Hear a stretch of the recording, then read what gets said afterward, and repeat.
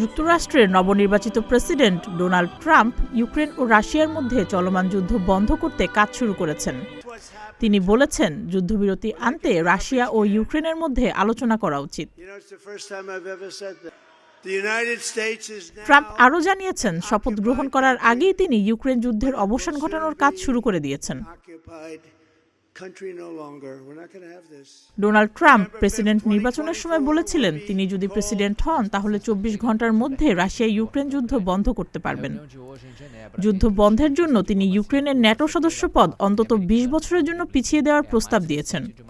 Trump মনে করেন, এভাবে যুদ্ধ চলতে থাকলে ইউক্রেন কখনোই জয়ী হবে না, শুধু শুধু পশ্চিমা দেশগুলির অর্থ ও সম্পদ নষ্ট হবে। গত ডিসেম্বরে ডোনাল্ড ট্রাম্প ইউক্রেন ও রাশিয়ার নেতাদের দ্রুত যুদ্ধবিরতির আহ্বান জানান। ট্রাম্পের মতে, যুক্তরাষ্ট্রের নিরাপত্তা ব্যবস্থা যথেষ্ট শক্তিশালী। এই যুদ্ধের ফলে পশ্চিমা দেশগুলি অতিরিক্ত অর্থ ব্যয় করছে, আর চীন বিশ্ব বাণিজ্যে এগিয়ে যাচ্ছে। যুদ্ধ বন্ধে ইউক্রেনের সামরিক সহায়তা ও যুক্তরাষ্ট্রকে ন্যাটো থেকে বের করার বিষয়টি বিবেচনা করার কথা জানিয়েছেন ট্রাম্প। এদিকে রাশিয়ার পররাষ্ট্রমন্ত্রী সের্গেই ল্যাভরভ বলেছেন, ইউক্রেনের ন্যাটো সদস্যপদ পিছিয়ে দিলেই যুদ্ধ বন্ধ হবে না। যুদ্ধের প্রকৃত কারণ ও সমস্যাগুলো গভীরে গিয়ে সমাধান খুঁজতে হবে।